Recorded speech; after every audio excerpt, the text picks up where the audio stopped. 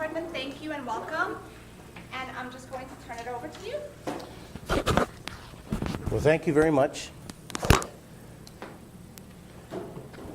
Again, my name is Gary Montequello. I'm the Chief of Police here on the campus. I'm also one of the adjunct professors here on campus, and I've been teaching here for the past 18 years in the Administration of Justice program. So if this fall you don't know what class to take, hypothetically, you might want to consider ADMJ 110, okay? Because I teach that class, I'd love to have you. Now that I've given my advertisement aside, I've spent 30 years with the City of Glendale Police Department, and I did a little bit of everything. I worked patrol, I worked detectives, I worked our robbery homicide unit, I worked our gang unit. I was a sergeant in charge of internal affairs and training and personnel. I helped to initiate our tactical unit called our SWAT team, and ultimately as a lieutenant, I spent a number of years working as an area commander, including of which was this area here at the college. I actually am a graduate of Glendale Community College many, many years ago. And so now this is my second home and my second family. One of the things that we were very fortunate and blessed to have with us are the two detectives from the City of Glendale Police Department to talk about financial crimes. How many of you know somebody who has been the victim of identity theft? Anybody? Yeah, I see a handful of hands. How many of you have had something stolen from you? Okay, more hands. How many of you are use your computer on a daily basis?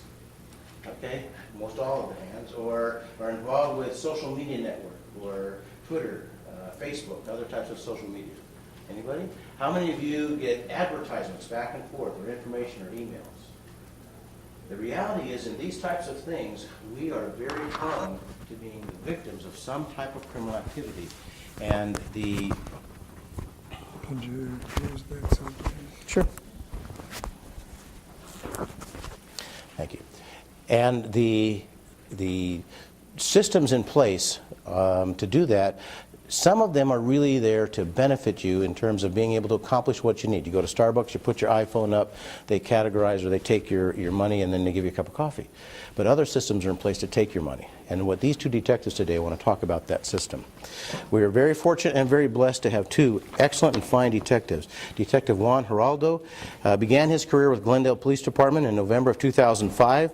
And before joining the force, he was an application developer and systems analyst for Southern California Edison for a number of years. He volunteered as an Orange County Sheriff's Department deputy for 3 years. He has worked patrol, and now he's assigned to the Financial Crimes Unit. And he's also one of the forensic examiners and financial crimes detectives.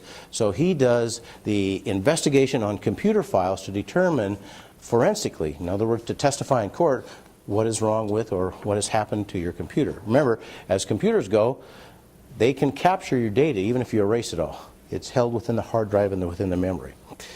He's investigated hundreds of cases involving identity theft, forgery, narcotics, money laundering, computer crimes, and he's a member of several law enforcement agencies, and he talks very frequently.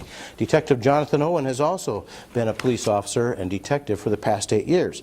He has worked both patrol assignments and detectives, which include burglary and financial crimes. He too has investigated hundreds of cases involving identity theft, burglary, forgery, narcotics, people attempting to steal something that doesn't belong to them. So these two gentlemen bring with them a large amount of expertise, and they want to share with you.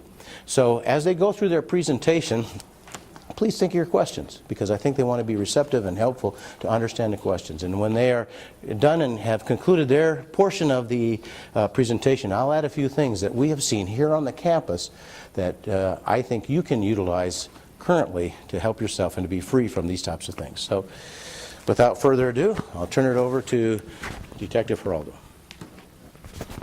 Thank you, Chief. You want to fix it? Never used one of these before, but I guess stick there first. Okay. You just got to hold that. All right. Thank you for coming down here and sharing some time with us. Again, Jonathan and I are financial crimes detectives. Both of us got hired at the same time. We worked a lot of patrol shifts together, so we pretty much know each other pretty good. Go back one. What I wanted to play for you guys here, but it's not working, is do you guys see the movie Identity Theft? Yeah. Identity Thief? Well, pretty much it goes to say that's things that actually do happen in that movie. One of the assistants to the writer of that movie is a Beverly Hills detective, so a lot of that stuff was taken from actual cases. We do a lot of, I'm going to show you a lot of numbers. Go ahead, you know, unfortunately, these numbers aren't up to date, 2013. We have the statistics that we look at that actually helps us develop our strategies to attack identity theft. We use it from a lot of different agencies. Bureau of Justice Statistics, they define what is identity theft. Unauthorized use or attempted use of existing credit cards, unauthorized use or attempted use of other existing accounts, such as checking accounts, misuse of personal information to obtain new accounts or loans, or to commit other crimes. That's just a basic definition of what identity theft is. What they found in 2008, after I believe it was a 3-year study, an estimated 11.7 million persons aged 16 or older in the United States, they were victims of identity theft.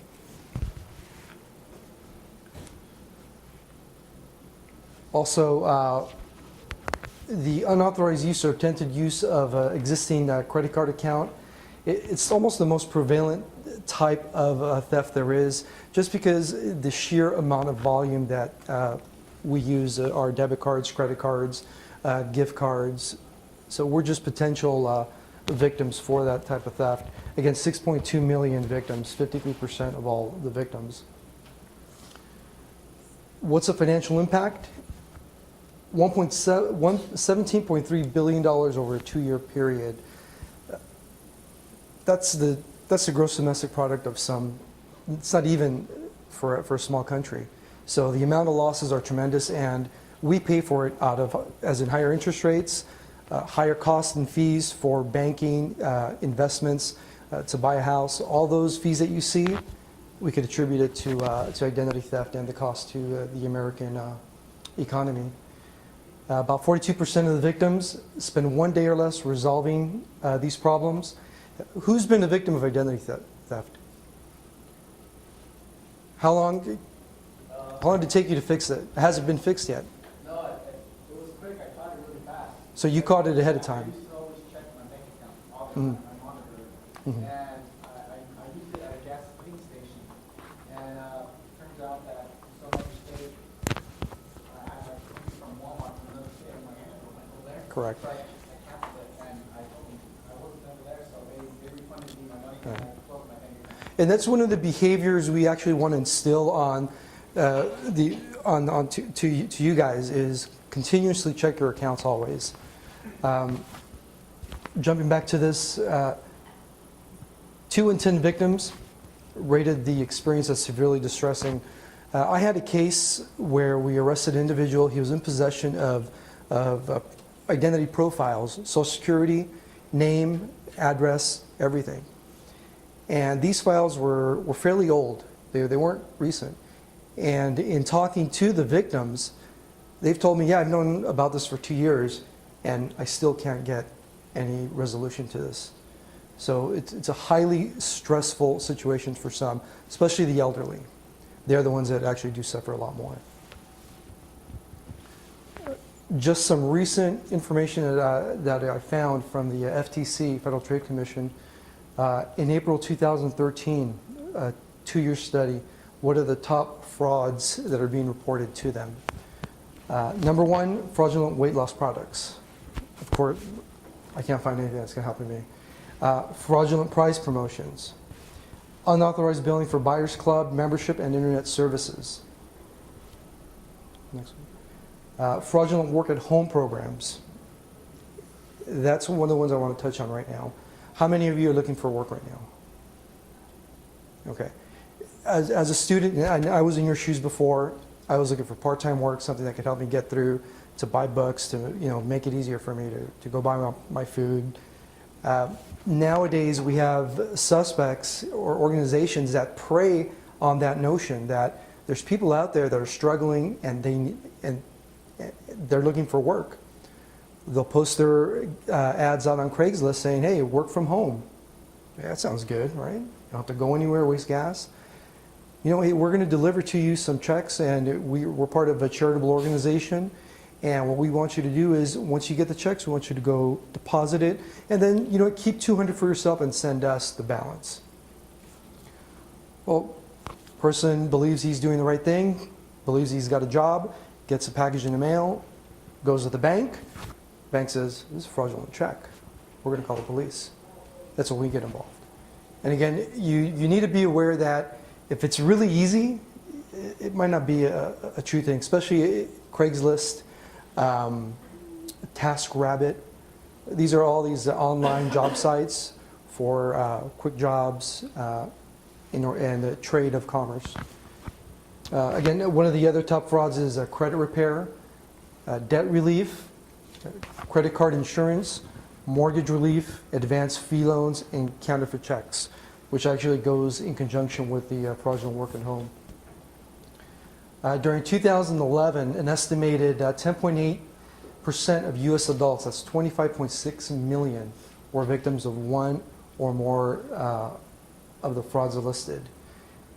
I think in the previous slide it was 17 million. So we could see now the increase in 2011. The internet, and we're going to include email, social media, internet auction sites, internet classification, advertising. That was the vessel in which all these frauds were perpetrated. Why? We can go on the internet on our phones. We get home, we look on the computer. Our computers, our cell phones are our second personalities. So we invest a lot of our time into those devices. This one? Want to do it? All right. Now, from the FBI, we took a look at what they were reporting, and one of the common fraud schemes are the telemarketing fraud, where you're going to get phone calls, hey, buy this product. Hey, would you like to participate in a survey? If you do, we'll give you a $200 gift card. So why don't you give me your name, your social security number, your address, and so we can send that out to you. Those are the types of scams we're looking at. Who knows what the 419 fraud is? Who's ever heard of that? No? Have you ever gotten an email from someone in Spain saying, hey, I'm a relative of a super wealthy Egyptian African king. We have a lot of money, but we can't take it out unless you help us. The 419 fraud is a scheme that they say was developed in Nigeria, where they would send these mass emails to anybody and everybody, and the people that fell for it would say, hey, send us $200, send us $500, and then we're going to send you a certificate. That certificate, take it to the bank and deposit it. Well, it's bogus. A lot of elderly people have fallen for this. We've had a case where an individual has gone through about $300,000 of their retirement because they believed these people. They actually thought that they were doing good. They're not going to get that money back. And we can't go after them because they're offshore. Again, identity theft, where your identity is used to purchase purchase cars, whatever, any products or services. Advanced fee schemes and healthcare fraud. Healthcare fraud is one of the biggest challenges I believe that we have in this country right now that is going to make it difficult for my children and your children to really benefit what this country has to offer us. It's going to be healthcare fraud, the millions of dollars that is just siphoned through that. Ponzi schemes. Anybody know what a Ponzi scheme is? Ponzi, no? Hey, you're going to give me $100. Okay? I have 10 people that give me $100, or let's say 1,000.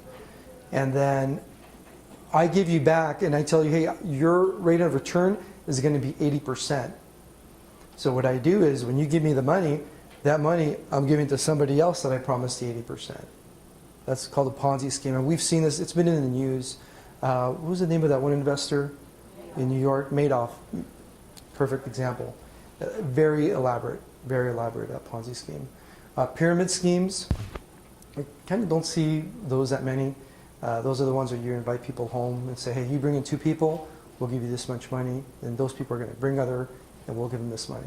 If there's not legitimate services, product, or tangible material that's traded, then it's a scheme in my eyes. And again, if it's too good to be true, nothing's free. John?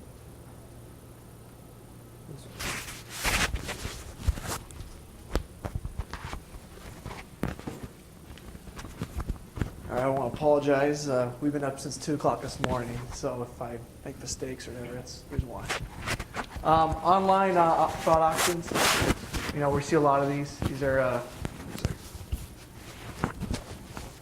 online fraud auctions are pretty much you start bidding on items on eBay or any of those online auctions, and what you're bidding for is not necessarily the item that you want, and you end up getting it, and ultimately you're out all the money that you spent because you wanted this item that is not the item that you got shipped to you. The phishing schemes are basically the same type of internet fraud scheme that you guys will see where you've been. Yeah. Here, share with us. Chase, one of the banks I bank with is Chase, plus the credit union. I get this email saying that our website has improved. Log in, click on this link in the email to log in and see what we have going. So I didn't think much of it. I thought it was from Chase. Honestly, it just looked just like their emails. Yep. I log in, and this is when I knew it was wrong. I put my username, my password. As soon as I go in there, it says, please update your personal information. When I saw that, when it's asking for your address, phone number, account number, everything, it just hit me. I went back and I looked at the email address. I was able to look at the real email address, not the fake one. Yeah, correct, yeah. And then I saw it wasn't. Right away, I get in touch with Chase by phone, by email, and they have this fraud place where you can email that, forward that email to. And I changed my username and password right away, and I told them to monitor my account, and this happened within 5 minutes. It was like I felt electricity. Oh my gosh, they're phishing. That's what it is. I couldn't believe it. Exactly. You just explained the whole scheme. And she's one of the lucky ones that didn't enter her account information. They do that at Glendale College, or we get emails that says, because I work here, we get emails that everybody that works here gets these emails, phishing emails, that says Glendale College IT department, your website administrator. If you don't want to lose your email address or something, please provide this information, your username and password. Yeah, a legitimate company will never ask for your password. Yeah. Never. So never give out your password. Or your personal, the bank already has your personal information. They don't need to verify it. If you need to verify your address, phone number, and all that, go in person to the bank. Yeah, exactly. The 419 scam, Detective Geraldo already explained that. Now, credit card fraud, that's kind of my bread and butter. That's what I like to deal with typically. And there's different types of ways that your credit card could be compromised. Either a credit card or debit card, it's the same thing. Basically, what the suspect will do is they'll have a skimming device either installed in the gas pump, where they've broken into the gas pump and installed a skimmer on there, which basically is a parasite on the back of the card reader. I'm not going to go into details on it, but ultimately what happens is when you swipe your card in there, it captures that data, and they come back later on and they get it and they re-encode it onto an access card that has a magnetic stripe on the back. It could be gift card, any kind of card. We've seen students that had their own student ID cards that have been re-encoded. So once they do that, then they can go use it at any point of sale terminal that takes credit cards. That type of fraud, when it's a gas station skimming device, you're not going to be able to really tell from the outside because they'll have gas station keys or they'll pry it open in a way that you won't be able to tell. So there's no real way to fight against that. Now, ATM skimming, which is basically when they install a skimming device on the faceplate of an ATM machine where you put your card in. You know, this is a common practice I do, is when you go to the ATM machine, look at it, look around, make sure there's nothing obvious, because they'll have to install what's called a pinhole camera to get your PIN number. Look around, make sure it's not there, and it's very difficult to detect that. The item that you will be able to detect is the skimmer on top of the ATM machine. Go to the ATM machine, shake that thing, pull it. If it's a skimming device that's on there, it'll come loose or it won't look right. It might be off center, because basically what they do is they'll stick it on there and collect the data as it comes through. So that's one way. Just go to the ATM. Anytime you're going to put your card in there, shake it, look at it, examine it, and that will kind of avoid you from getting your card compromised. I make the point of never going to ATM. If the bank is open, go inside. Yeah, that's sometimes you drive up and you don't have that luxury of going in all the time.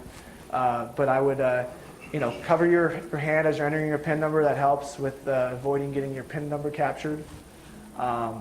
So credit card fraud, it's rampant. I'm sure when you guys think of identity theft, that's probably what you guys think of, is your credit card being compromised. Investment fraud, you kind of already touched on that when it comes to the Ponzi schemes and all that stuff. Go next slide. Where the information comes from, we have mail. We have what we call tweakers that are going through post office boxes and ripping them off. They'll get a phishing device and they'll throw it in the mailbox and pull it out, and they'll have a stack full of mail. They'll start going through it to see if there's checks or other items, identifying items inside the mailboxes. If you're sending out checks in the mail to pay your bills, or any kind of thing that has your profile on it. It could be, anytime you send out mail, it has potential of getting intercepted by criminals. Who uses that little flag up on the mailbox? You guys ever seen that? Those little red flags? That's telling the clerk, hey, come on in. They're the keys. Yeah, we got some good stuff in here. Come and grab it. So if you do that, don't do that. I would suggest if you're going to send mail, go to the post office, go inside, drop it off in there. It's the safest place for your mail. Don, Yes. are you suggesting not to use the drop-off boxes as you drive by the post office, or to go into the post office? I would suggest going into the post office box. We have cases where they rip the entire mailbox from the cement, and they take off with it. Have you guys ever been in a drop box where you're going to drop your mail off and you can see the mail but just looking at the slot? Yeah. Okay, so that's a clue. So they'll rip the box off. They'll we see what, like I said, a fishing device. It's a rat trap. They'll throw it in there and fish for mail, and they'll pull it out and be loaded with mail, and they start going through which stuff's good, and they'll use that information.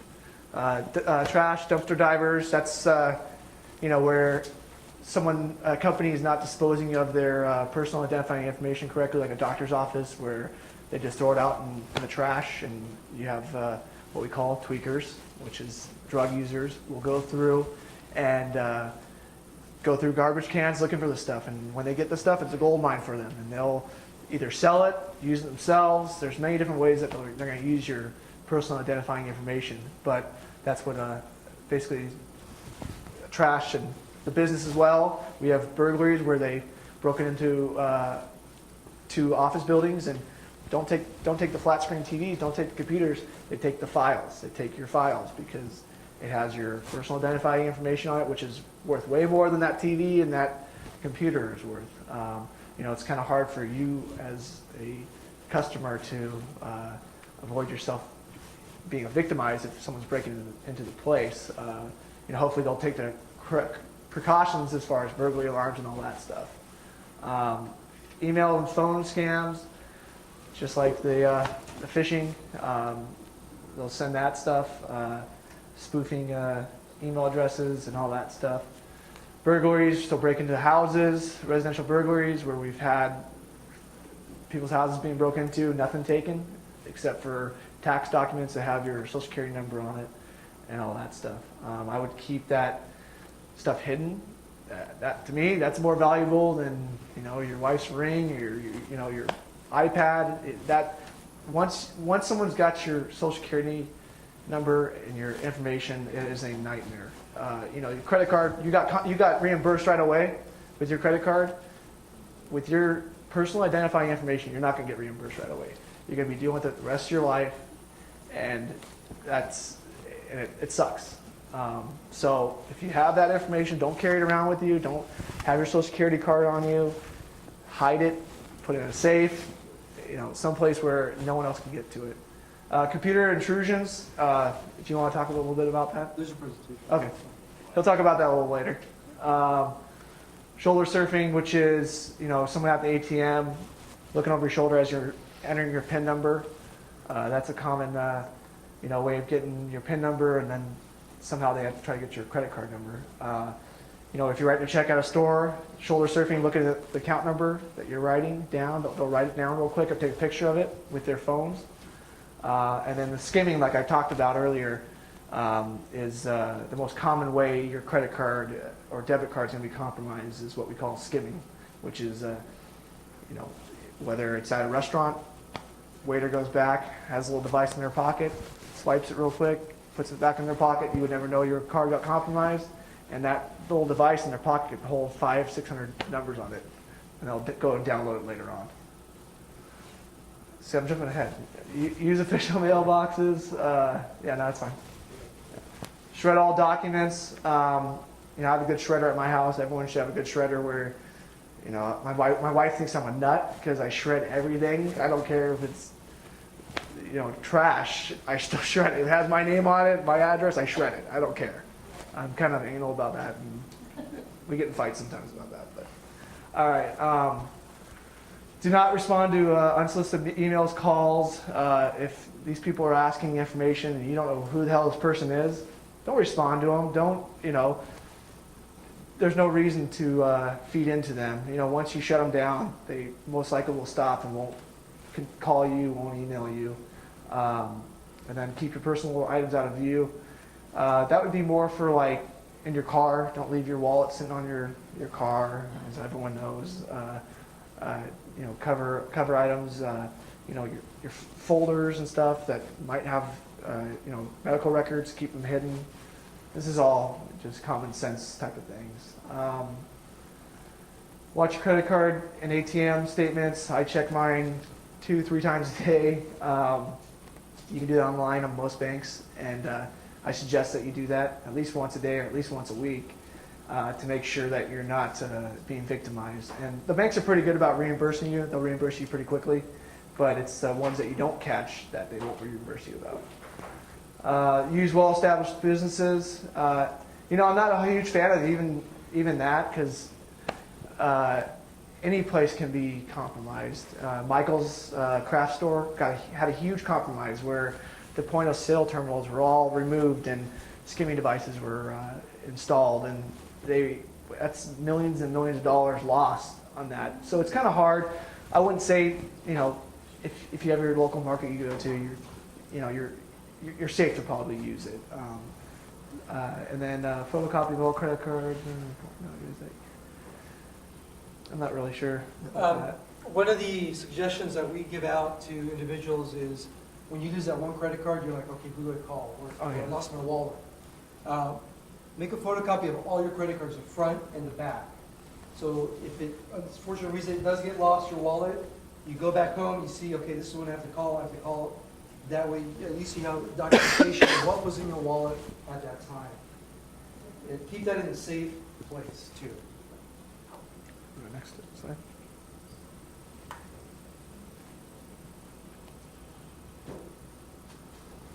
As it states right here, the law entitles you to one free credit report each year. You can request this online. Experian, I believe, does it, and some of the larger credit bureaus will do it for you. And inspect your financial statements. As you know, you're probably tired of hearing that, but that's the one way that you can tell if you're being compromised or victimized. Which one is the best website to get the free I would say Experian, EXPERIN. There's three major reporting, is Experian, TransUnion, and Equifax. Because they have this free creditreport.com. Correct, that's a Yeah, service. that's- That's an additional service that's on top. Yeah, that's not going to be, yeah. There's one that's a legitimate and it's free. Let me see if I have it. There, what I would suggest is you go on this website called idcenter.org. It's on the, yeah, Okay. it's coming up. Okay. We'll talk about that later. This is the first time I've seen this presentation. I was not even supposed to be here. I got thrown in here today, so I'm sorry.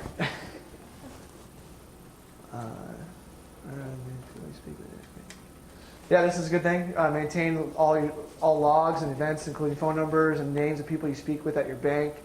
This will help you if someone tells you something, and you end up getting the runaround. You'll be able to say, hey, this person I talked to gave me this information, and kind of help you through the process of trying to get your problem solved a little quicker if you have names and phone numbers and stuff. Keep copies of all the documents. It's kind of repetitive. As we already said, just copy all your documents, including credit cards and all that stuff.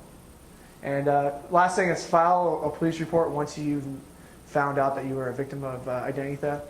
And you can file the police report where you live, where you work, or where the crime occurred. So if you have, we get a lot of times where a victim will go to LAPD because they live there and the crime occurred in Glendale.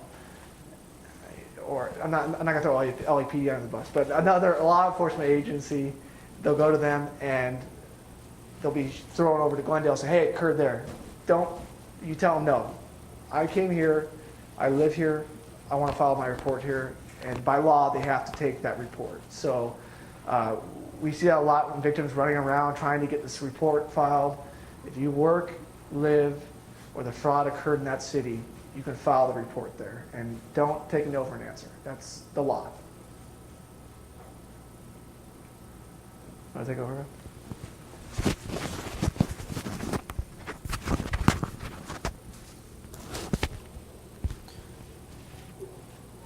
Again, one of the first steps that you're going to want to do when you do become a victim, and notice I said it's when, it's not if, it's when you become a victim. Credit bureaus, again, Equifax, TransUnion, and Experian. They are the three largest reporting bureaus that they will give you your free report. And also you're going to contact your credit holders and banks of the event.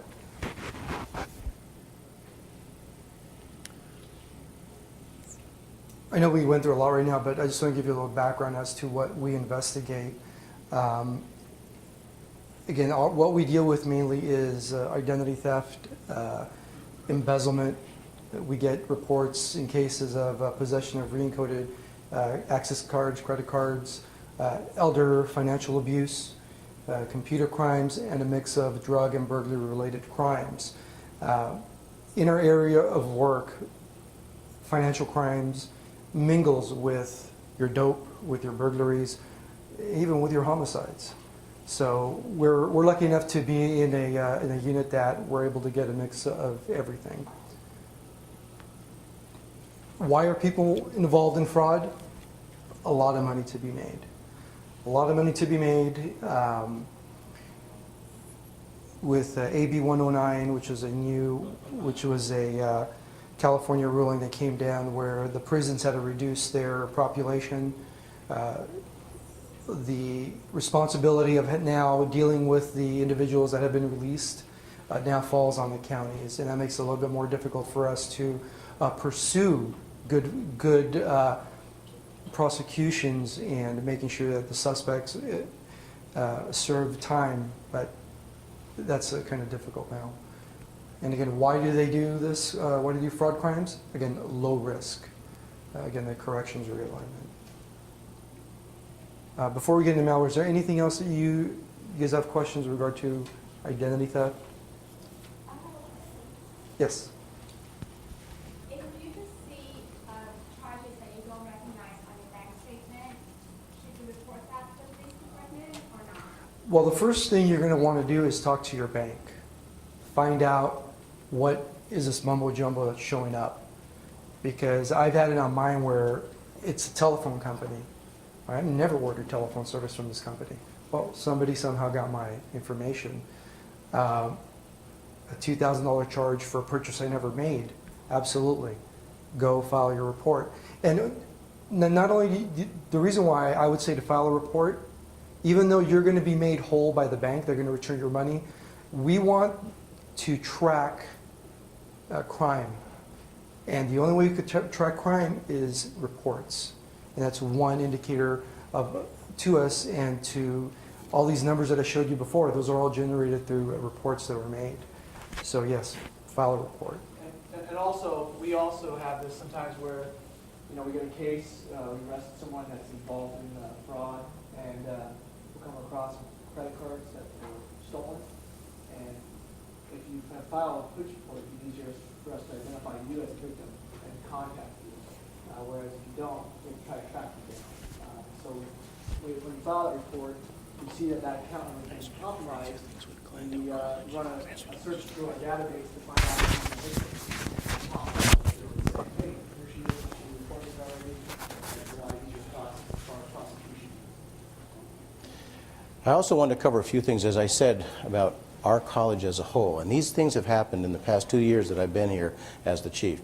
We've had several individuals come on campus who aren't part of the campus community who attempt to try to elicit information from you. They will offer you jobs. Sometimes they will appear to be dressed just like a student, carrying a backpack, or approaching you in the quad or some other area by the library, by one of the other buildings, and they'll say, hey, would you like to get some work?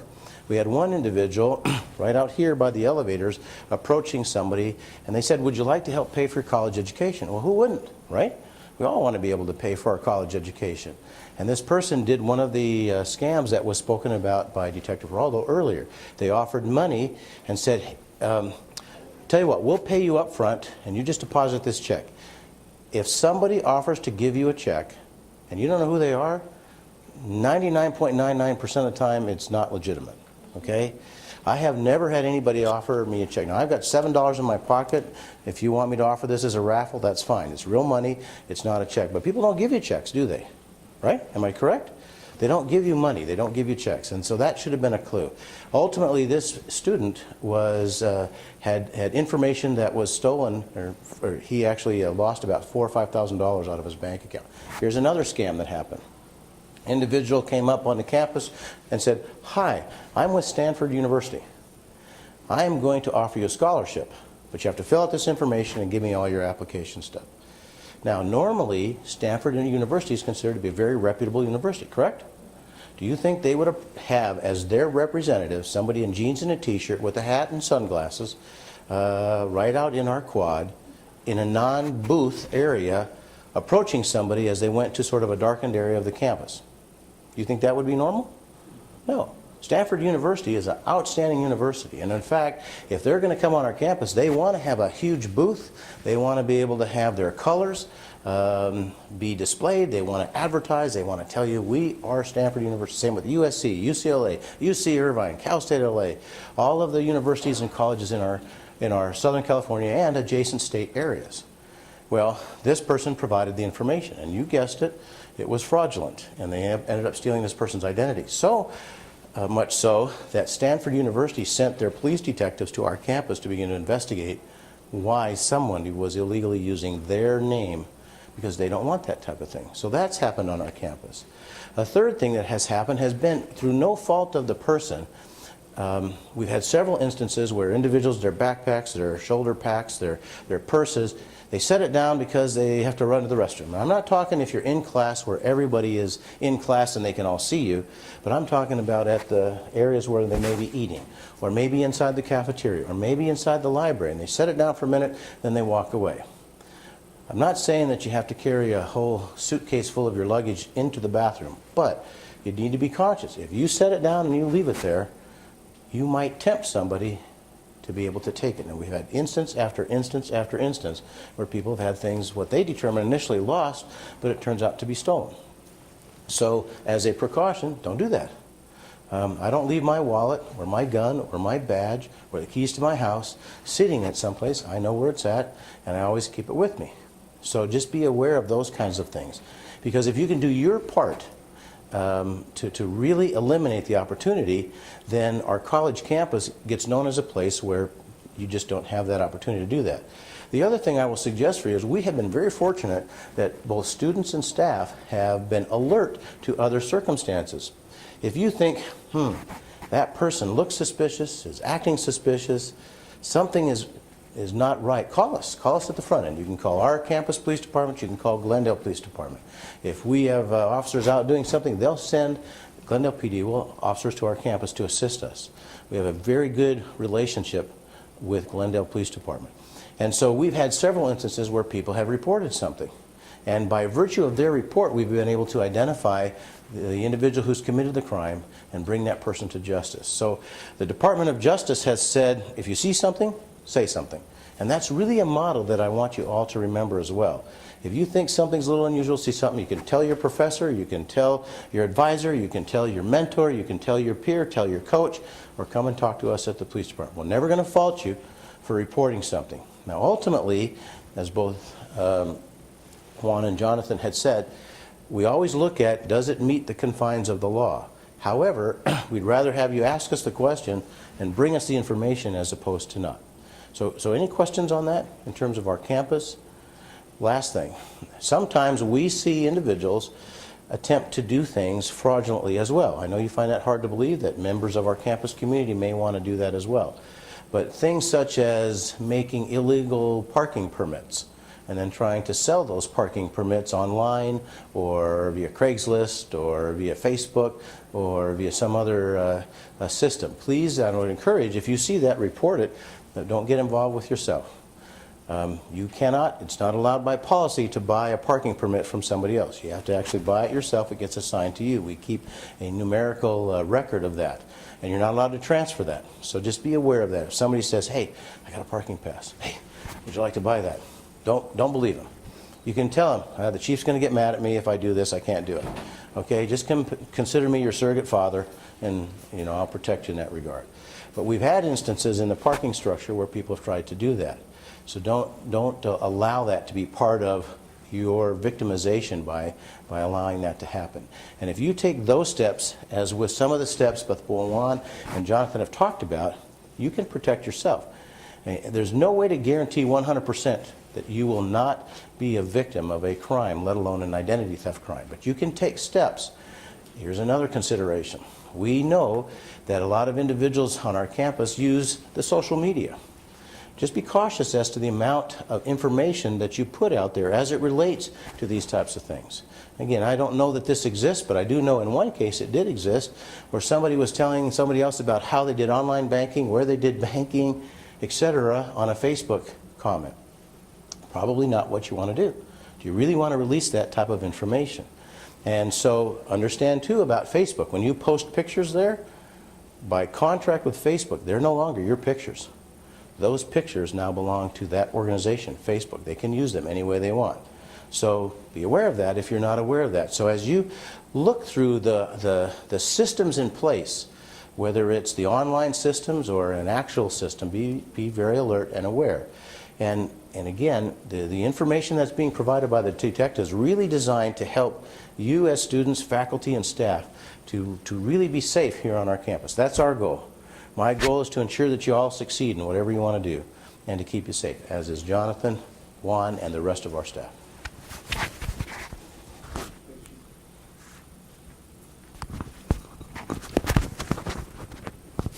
I think this is going to be the boring stuff. I don't know. But, one of the things I got asked to talk about was malware and viruses. How many of you have been infected with a computer virus? Some of you don't probably even know. That's what happened to a big company here in Glendale about 3 years ago. One of the employee stores was compromised, and about 90 employees, all their credit card information was shipped off somewhere to Europe because of a virus. Again, what is a virus or malware? What is malware? You guys heard of malware in the news. It's pretty much an everyday thing. It's short for malicious software. It's designed to disrupt computer operations, gather personal identifying information from computer systems, gather corporate sensitive data, secrets, recipes, whatever, and or to gain access and control of private computer systems. This now includes mobile malware. Malware is also known as viruses, worms, Trojan horse, spyware, and adware. Go back. In 2012, we used to have a company out here in Glendale called Panda Labs. They're now, they have a small office there. They're a pretty reputable company in regards to virus detection. They had a report that came out and said, what, out of all these malware definitions or instances, what is it that's affecting users the most? And about 78% was Trojan horses. Does anybody know what Trojan horse is? You guys heard what the Trojan horse in the Greek mythology, where beautiful horse, they bring it into the city, they don't know what's inside, all of a sudden all these soldiers come spilling out. That's what a Trojan horse is. You download a program, oh, look at all the pretty colors, wow. And in the back end, it's just churning, grabbing information. What can we do about malware?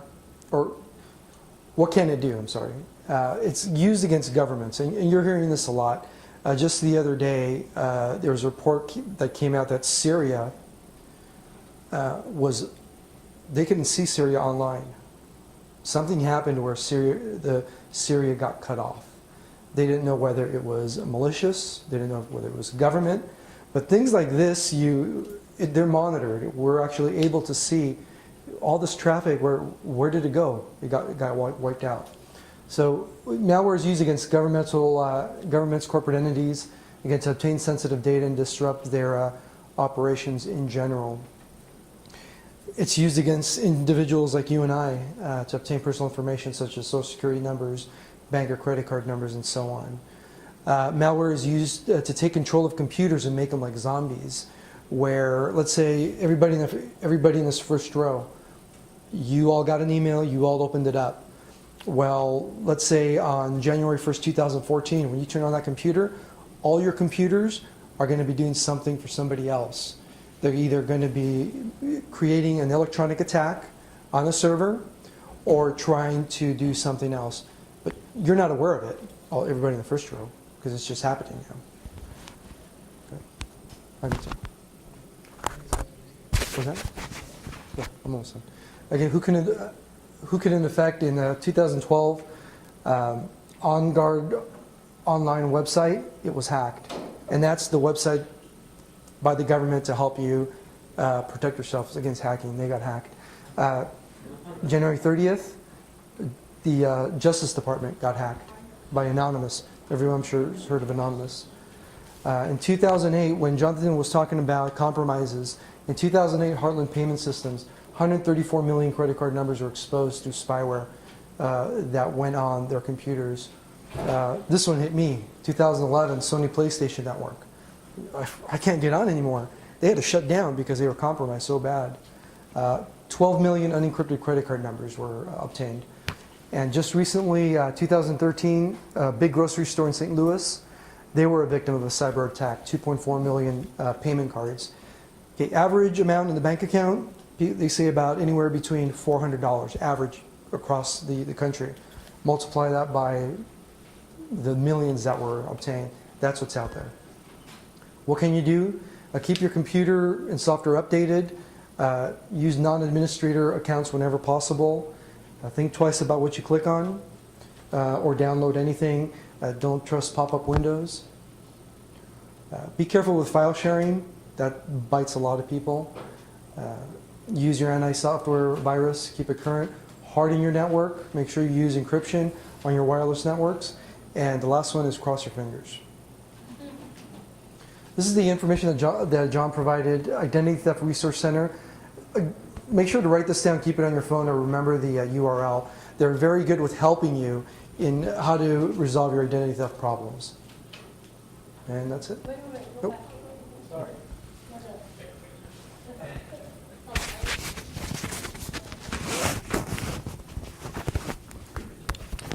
All right, questions by anybody? Anybody have any questions? Yes. How much time does anyone have to report the fraud? The question is, how much time does someone have to report the fraud? 3 years from the time of discovery is how we can prosecute it. But as far as you report it whenever. Your bank, if you see this is not bucks, you blow it off, and you go to the bank 90 days later, they're going to tell you, sorry. If it's a what? College? You have to be, what kind of crime? I have a friend who's now a gentleman, he's 19. One year ago to college, and he dropped out, he didn't go. And right now, like maybe in September, he went, and they told him that he used the money, $600. Okay. And they sent him the statement, he said, I never. Okay. Then, yeah, he can report that. Then that's something that we can investigate. It's too late. Each case is individual, and I can't say what his individual incident was. Again, it all depends. That's why it's very important to make sure you track everything you do. Was that here at the college? Or was it a different college? Okay. Other questions?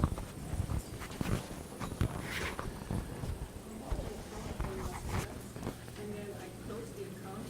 Then like 2 years after I closed the account, somebody from California called me and say I have an outstanding balance and they're like collection agency. And they want to report that I'm not paying myself to them. Well, you can tell them, send me all the information. Tell them to send you the information, where the account is from, and then don't just rely on what they're saying. Are you sure the account's closed? Because sometimes when you have a deactivated account that you haven't used in years, someone will come along and assume your identity and take over that account. We call that account takeover. Or say you have a Sears account you have to use in 2 years, but it's still active. Someone will jump on that account, your social security number, or run your credit report, because they've got your social security number, and they'll see, hey, she's got a Sears account, Home Depot account, and they'll jump on, they'll start using it, and rack up the balance, and you won't even know. Let's do this. We need to close this section because we're getting ready for either what is remaining or we're done for the day. So these two detectives will remain up here if you have individual questions, but if you would join me in giving them a round of applause and thank them for their effort in coming in. Thank you very much for your time and your effort. Make sure you sign in. And again, if you have individual questions, please come up and ask.